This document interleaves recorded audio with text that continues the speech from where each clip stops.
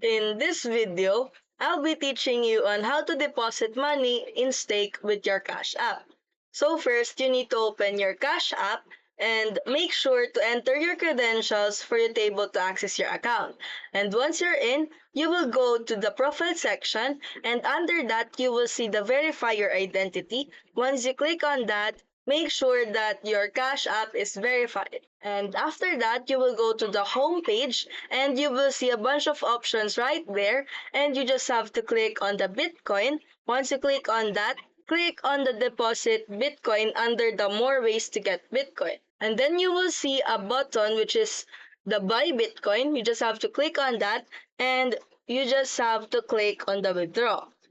After that, you need to select the Bitcoin for you to be able to withdraw your BTC or USDT from your stake application. After that, you must tender the amount of Bitcoin that you wanted to withdraw and click the withdraw button. And that's how you deposit money in Stake with your Cash App. If you found this video helpful, don't forget to smash that like button and subscribe so you never miss a new video.